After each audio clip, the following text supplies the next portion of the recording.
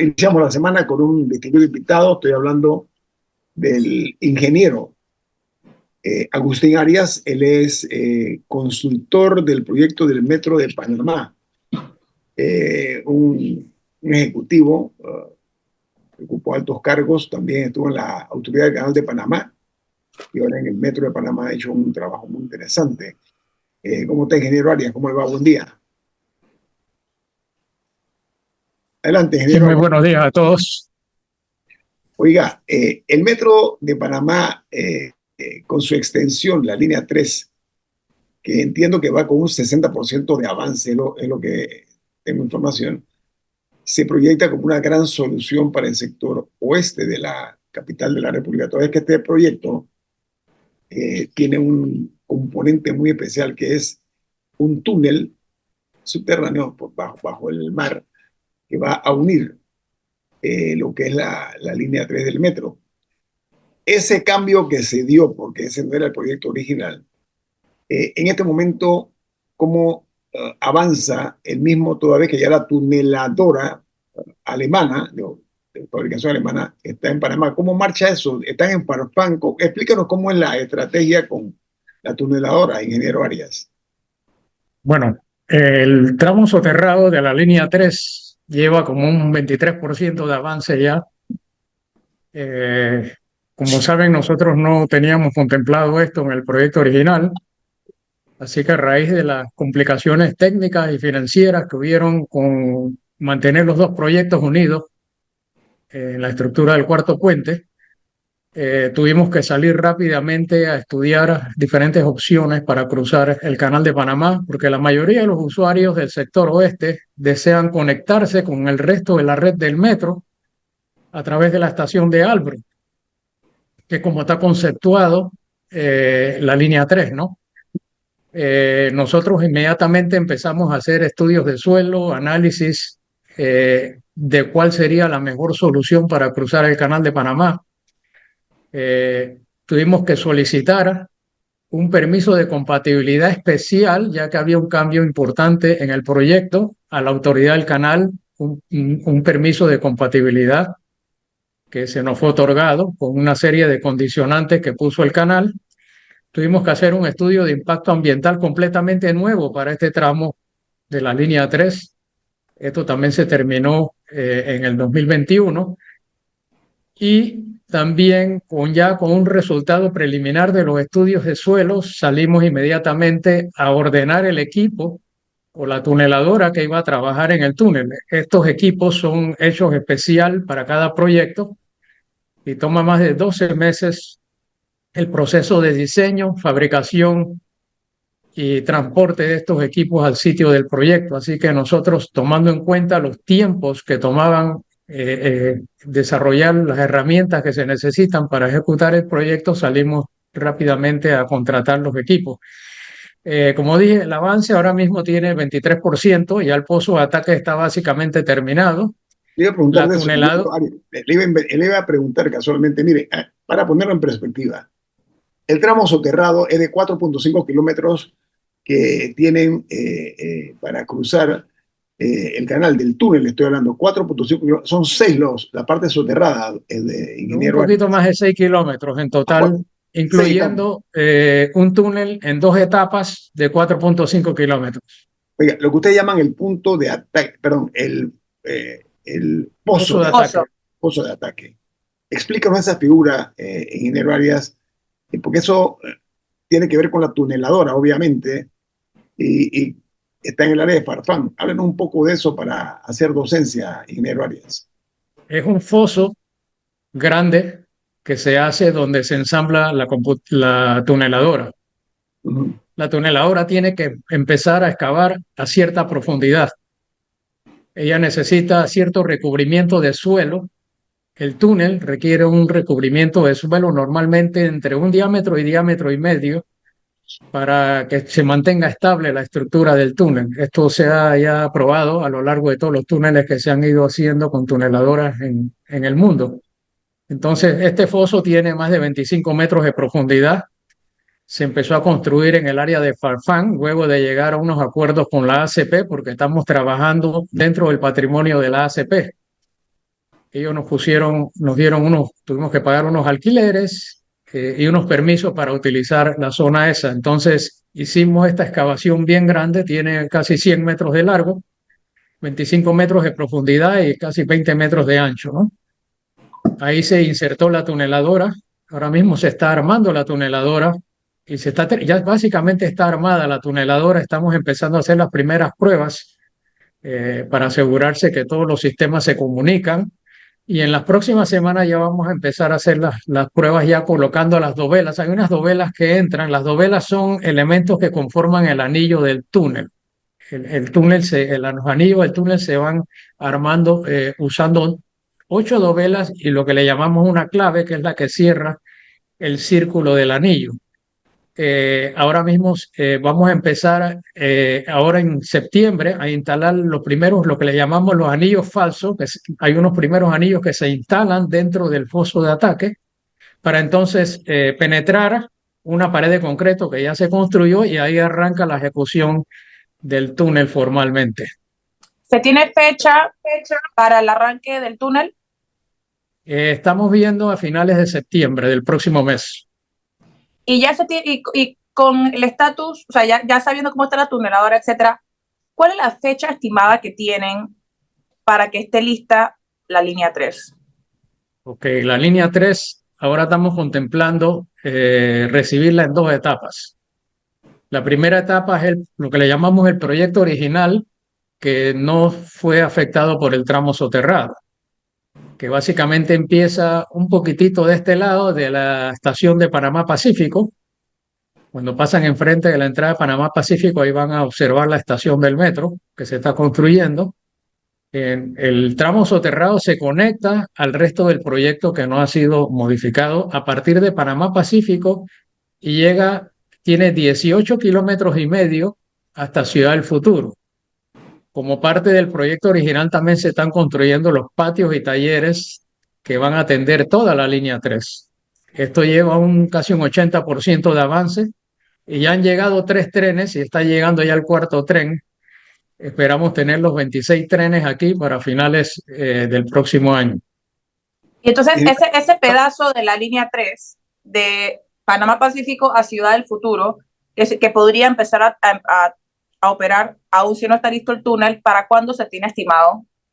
Nosotros esperamos recibir esa parte del proyecto en el primer trimestre del 2027. A ver, la fase 1 pasa a Ciudad del Futuro, ¿correcto? Correcto, ahí es donde termina la línea ahora mismo. Línea. Pero el área de Arraiján, que va a tener un impacto tremendo, eso, en este momento, ¿qué avance tiene, ingeniero Arias, hasta Arraiján? Ahora mismo tenemos más del 60% de avance en el proyecto original que no se modificó por el tramo soterrado. Hemos terminado todas las estructuras de concreto de las estaciones, estamos trabajando en las estructuras metálicas. El viaducto ya está en un 98% terminado. Ya se han instalado todas las vigas básicamente. Lo que falta son 3 columnas solamente, que son las que unen al tramo soterrado. Y estamos ya haciendo las conexiones, llevamos un 43% de avance en las conexiones de las vigas del monorriel. Esto se va haciendo con muchos controles para asegurarnos que las vigas queden parejitas una con la otra. Entonces, eso es lo que nos hace falta básicamente en el tramo soterrado y ya empezamos a instalar lo que le llamamos la línea de contacto, que es por donde recibe la energía el tren para funcionar. Ya en el tramo, empezando desde Ciudad del Futuro, venimos hasta Vista Alegre, equipando el tramo elevado que ya está terminado. Oiga, ¿en cuánto se calcula? Está hablando de electricidad usted, ingeniero. Tengo entendido, porque Panamá lamentablemente tiene un problema severo con la estabilidad en el servicio eléctrico de nuestro país, es un escándalo, ¿no? Tengo entendido que se están colocando, van a trabajar ustedes en las subestaciones con bancos de baterías para evitar cualquier tipo de situación, ingeniero Arias. Sí, bueno, no es un banco de batería, es una batería que está integrada al sistema de la subestación eléctrica de tracción de los trenes. Cuando los trenes reciben la energía en el sistema. Ahora mismo vamos a tener dos alimentaciones en la línea 3. Eventualmente esperamos tener una tercera alimentación de las subestaciones de distribución eléctrica que hay en el país. En el lado oeste vamos a tener la alimentación de la subestación de Burunga, de Naturgy. Es una estación relativamente nueva que acaban de construir, así que esperamos tener un alto nivel de fiabilidad en la operación de esa subestación. Y acá del lado de Albrook vamos a traer una cometida desde la locería, desde la subestación que está en la locería.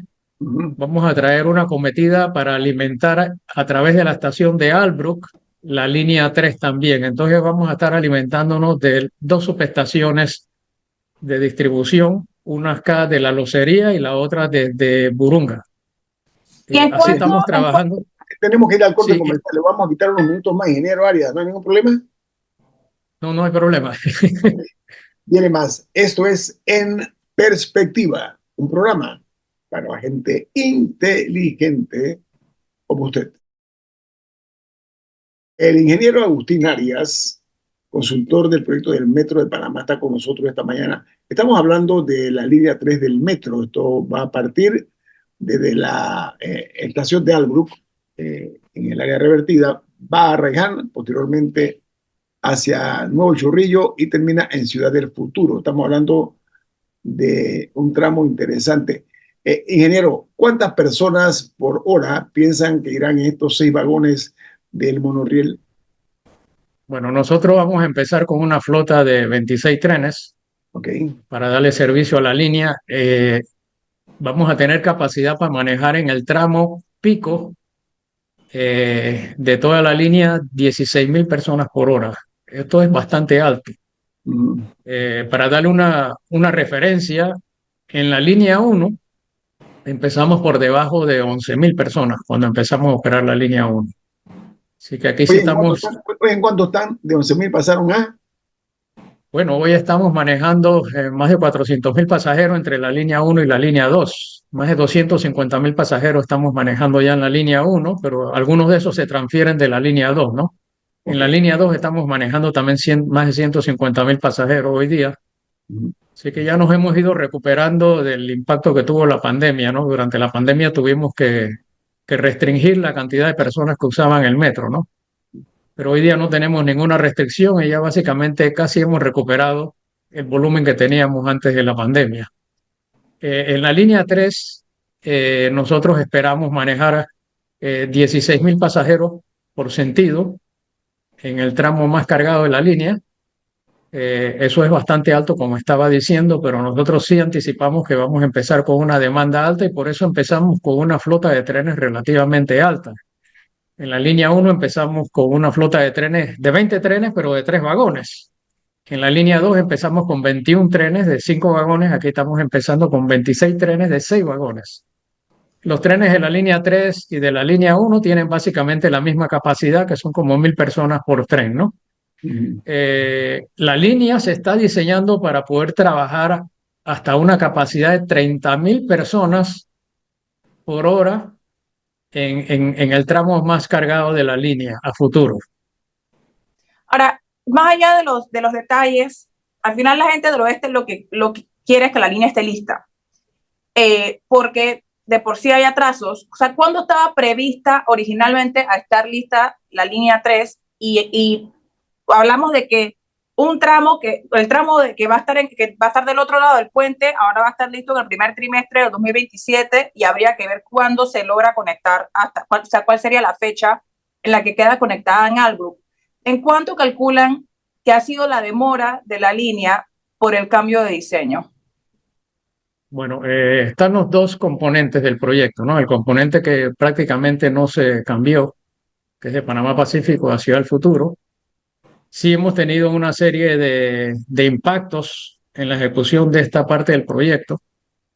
El proyecto de la ampliación de la carretera panamericana nos obligó a hacer cambios en el diseño del proyecto, ya que todavía no se ha terminado el proyecto de la ampliación de la panamericana entre el Puente de las Américas y Arraiján. Y como han visto algunas personas que han estado transitando en esta zona, ahí pueden ver toda la estructura del metro paralela a lo que es la vía original de la Panamericana. parte de esa vía se iba a abandonar en el proyecto, se va a abandonar en el proyecto de la ampliación a 8 carriles que están haciendo. Sin embargo, no se ha abandonado todavía. Nosotros teníamos casi 3 kilómetros del proyecto utilizando esa plataforma que se iba a abandonar, pero a raíz de que no se ha abandonado todavía tuvimos que hacer una serie de cambios al proyecto. También tuvimos que hacer una serie de ajustes, ya que los parámetros sísmicos que afectan la línea 3 son mucho más altos que en la línea 1 y la línea 2. Nosotros usamos como referencia los estudios que se usaron para la esclusa de Cocolí, que están en la zona del proyecto del tercer juego de esclusa, y esto tiene unos parámetros sísmicos muy altos. Hemos tenido que hacer una serie de cambios a la estructura del viaducto para adecuarla a las condiciones sísmicas que hemos analizado en esta zona, ¿no? Entonces, el proyecto ese originalmente estaba proyectado a terminarse en agosto del 2025 y ahora se va a terminar en el primer trimestre del 2027. El tramo soterrado tenemos proyectado tenerlo terminado para finales del 2028 y ya conectar la línea entera para finales del 28.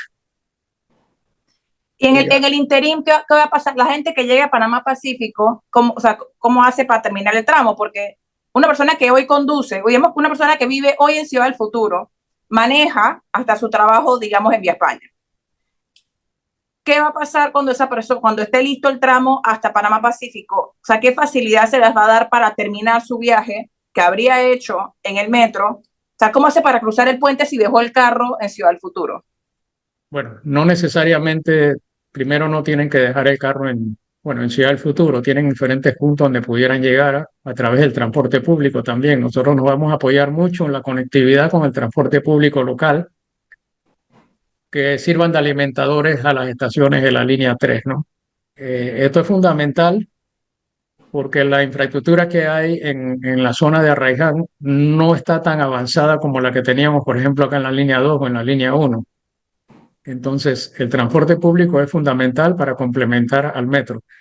Nosotros todavía estamos evaluando cómo operaríamos durante ese plazo en que se termina la primera fase del proyecto y la segunda fase, ¿no? Se están analizando algunas opciones, pero también tengo que indicar que cuando ya casi tengamos terminada la segunda fase, que es el tramo soterrado, tenemos que hacer prueba de los trenes de todo el sistema. Y eso puede tomar varios meses. Y durante ese periodo normalmente no llevamos pasajeros. Cuando hacemos las pruebas del sistema, ya cuando vamos a la marcha en blanco, que le llaman, que es la prueba ya de operación, que tratamos de simular la operación en las condiciones comerciales que vamos a tener posteriormente, es que subimos pasajeros. Pero inicialmente van a haber un periodo ahí de unos meses, cuando ya estamos haciendo la prueba de toda la línea completa, donde posiblemente no vamos a llevar pasajeros o posiblemente estamos evaluando la posibilidad de dar un servicio parcial durante ciertas horas del día. Entonces, todo esto se está analizando ahora mismo, ya que tenemos un panorama más claro de los tiempos y que ya estamos a punto de empezar la ejecución del túnel con la tuneladora ya el próximo mes. Y Arias, para terminar, lo importante es el tiempo que representa este proyecto para los usuarios, para los ciudadanos. Tengo entendido que desde la estación de la Albrook hasta Ciudad del Futuro son como 45 minutos, ¿eso es correcto? Sí, ya corrimos las últimas simulaciones en base al último trazado que tenemos ya incorporando el tramo soterrado. El tramo soterrado nos ayudó en el sentido de que redujo la línea casi 400 metros, porque el alineamiento que usamos en el tramo soterrado es mucho más recto que si teníamos que utilizar el cuarto puente. Entonces, esto nos ayudó un poco. Y las pendientes del túnel son menores que las que teníamos en el puente. En el puente estábamos subiendo casi 80 metros. Aquí estamos bajando 65 metros. Entonces, las pendientes también nos ayudan a mejorar la velocidad comercial de la operación de la línea 3. Entonces, las últimas simulaciones nos arrojan que tomaría de Ciudad del Futuro a Albrook, que son 24 kilómetros y medio, tomarían 35 minutos llegar. Tengo entendido que de Albrook a Arraiján serían 20 minutos, ¿no, ingeniero Arias? Cuidado que menos, porque hay un segmento de 8 kilómetros donde los trenes no paran entre Panamá Pacífico y la estación de Loma Cobá. No hay estaciones porque no hay desarrollo en esa zona a raíz que está dentro de la cuenca del canal y es área protegida, ¿no? Eh, pero debería estar por debajo de los 20 minutos. Es importante que se haga un plan maestro bien analizado, porque el impacto que va a tener el metro en el área esa de Albrook, hay que pensar en alternativas para las personas que vienen del interior de la República para Panamá. A veces tenemos problemas serios de planificación y es un hecho consumido y consumado que no se planifica adecuadamente. Espero que haya una solución para efectos de estas miles de personas del sector oeste que van a venir a la capital en el metro para ver cómo las distribuyen para cumplir con sus necesidades de transporte acá en la capital, ingeniero Arias. Eso Sí, me sí, imagino que tengo buena noticia en ese sentido. sí. La Agencia de Cooperación Internacional de Japón, JICA, ha estado financiando un proyecto que analiza la integración de todo lo que es el transporte en el área oeste, tomando en cuenta ya la línea 3 del metro.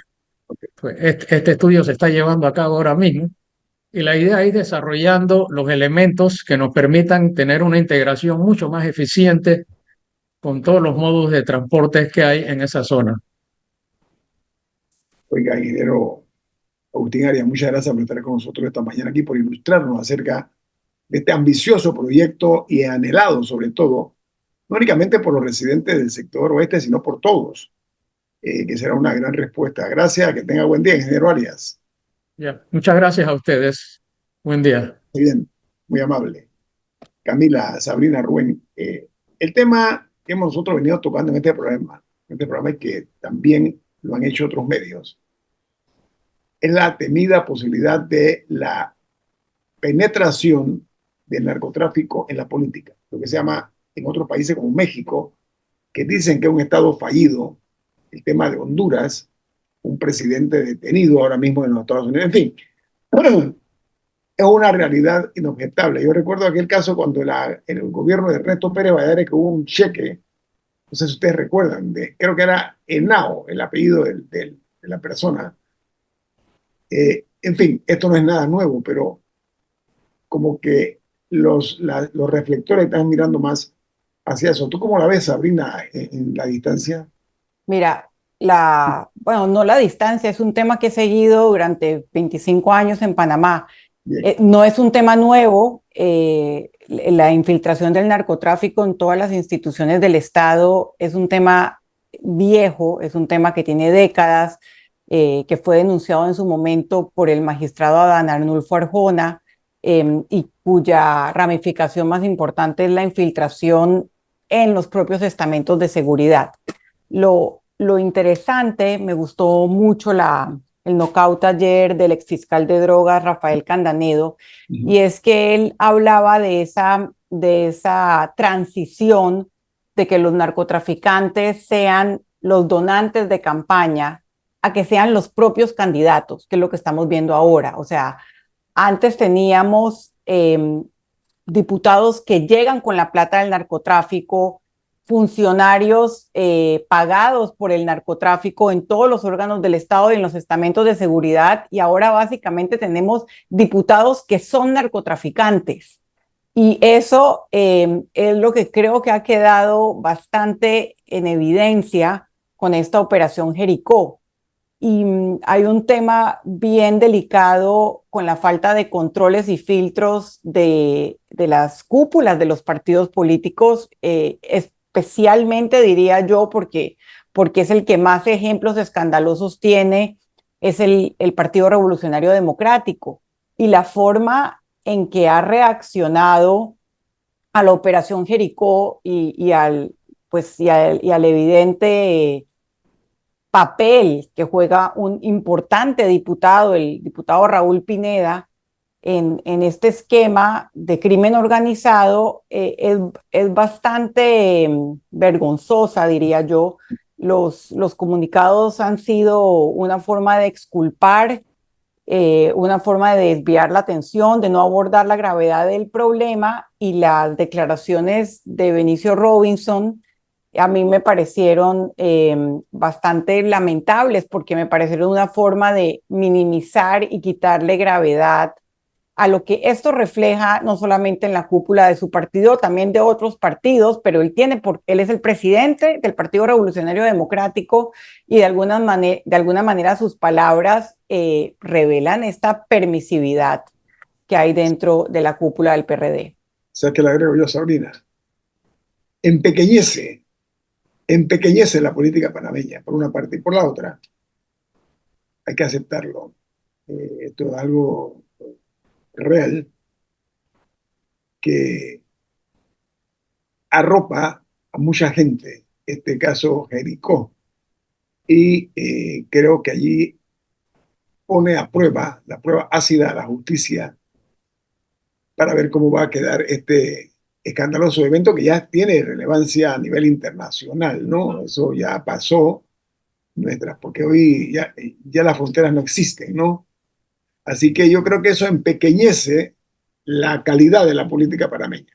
Vamos al corte comercial. Esto es En Perspectiva, un programa para la gente inteligente como usted. Este país ha sido testigo de la manera como se le ha ido perdiendo el lustre, se le ha quitado el lustre a ciertas posiciones claves, estratégicas, por actitudes de funcionarios anodinos, incoloros, insípidos, que no han sabido darle, como digo, el lustre al cargo que ocupan. Esto significa asumiendo las responsabilidades que la historia de repente les cae como un piano, un 10º piso, porque el tema aquí es si hay los méritos suficientes para ocupar ciertos cargos en la estructura de gobiernos. En democracia hemos visto este tipo de situaciones y generalmente la política prima por encima de los factores fundamentales para elegir o para designar a una persona para un cargo de importancia. El hecho aquí es lo recién ocurrido en la Contraloría, una Contraloría General de la República ha estado muy cuestionada últimamente, no únicamente en este gobierno, sino en gobiernos anteriores, que repito, no han tenido la relevancia que se merecen.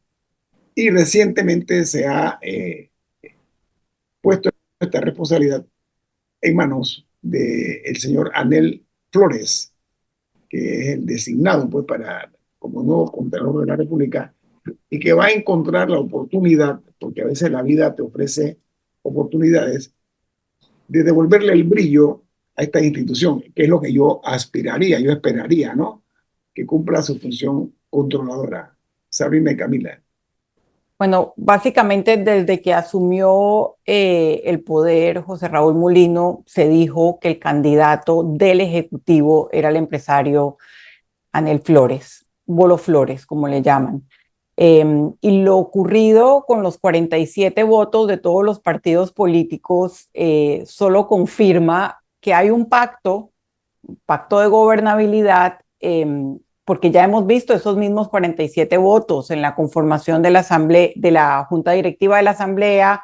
Hemos visto cómo RM controla las comisiones más importantes por medio de la presidencia y ahora lo vimos funcionando como un reloj suizo para la elección del Contralor, a pesar de que candidatos como Carlos Barzallo pues quisieron quizás hacer un ejercicio de mostrar que sí habían personas independientes, porque en teoría, en la teoría del contrapeso de poder, esta es una posición que debe elegir la Asamblea para que precisamente fiscalice al Ejecutivo. Pero quedó el candidato del Ejecutivo, así que lo que esto nos muestra es que hay un gran pacto político, a pesar de que desde el primer día José Raúl Mulino dijo que él no se iba a meter en los asuntos legislativos y que básicamente él iba a dejar que cada quien asumiera su rol y que creía en el contrapeso del poder.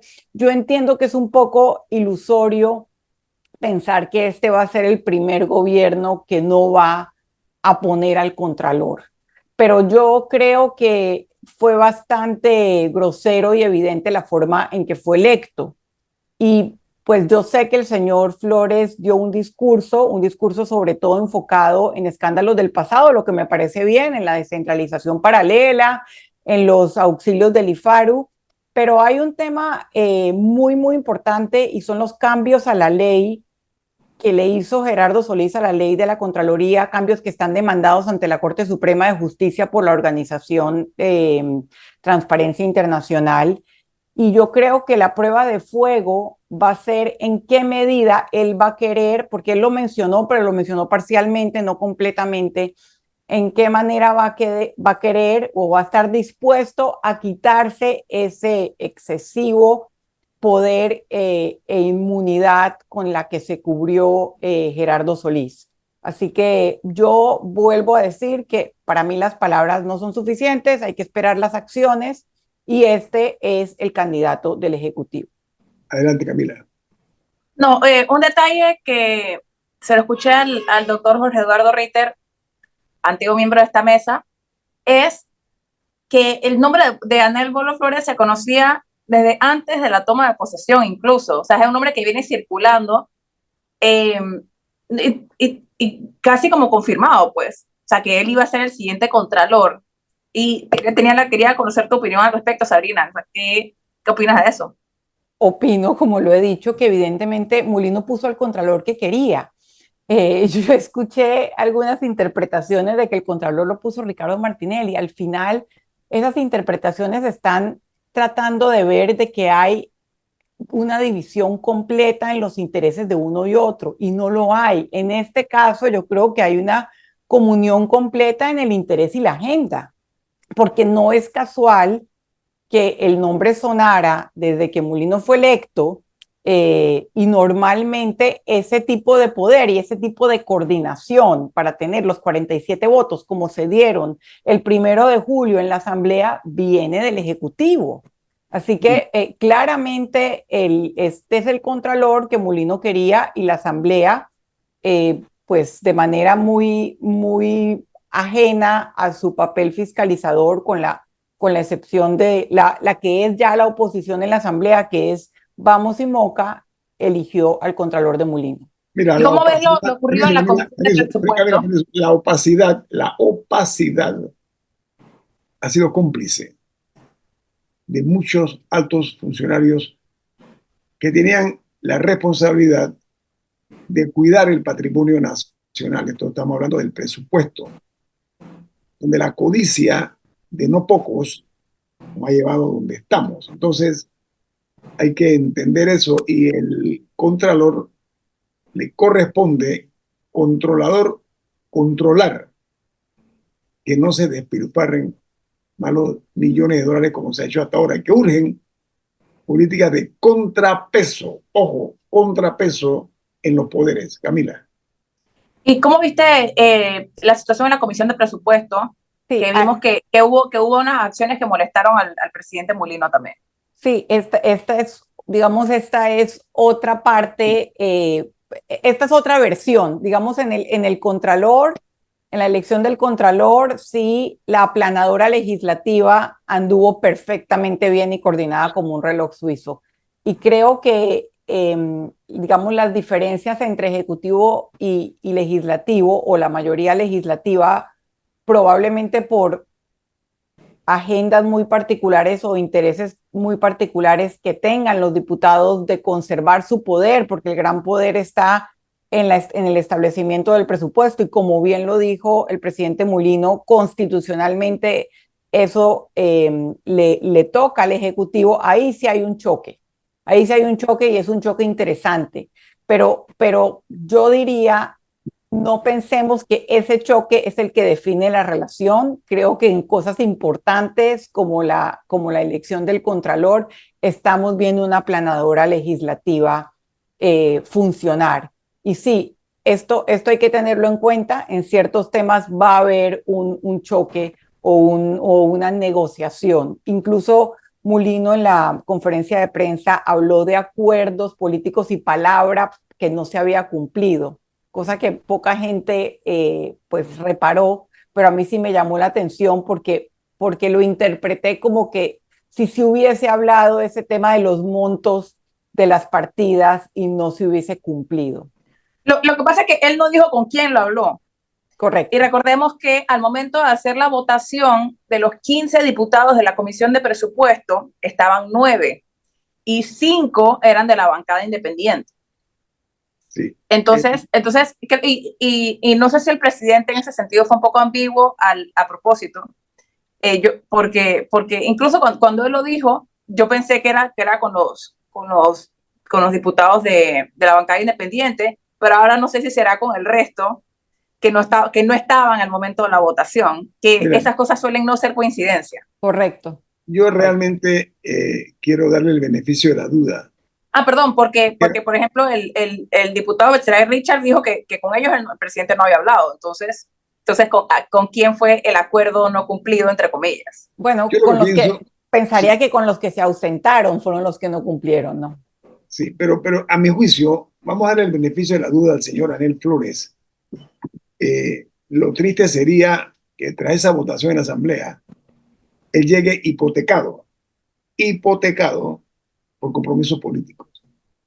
Sería lo peor que nos podría pasar ante la ilusión que tenemos de que realmente aquí se dé una austeridad espartana, franciscana, que se detenga la derrama de dineros en cosas suntuarias poco importantes, que realmente se ejerzan controles y se fiscalice, y más importante aún que se castigue la corrupción y se delate a los que lo practican.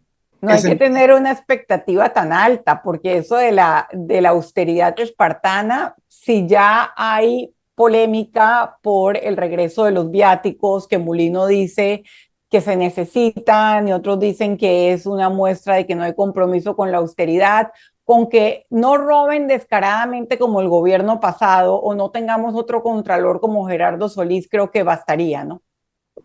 Vamos a dejarlo ahí. Gracias por acompañarnos esta mañana. Un gusto, Sabrina, tenerte. Nos vemos el lunes próximo.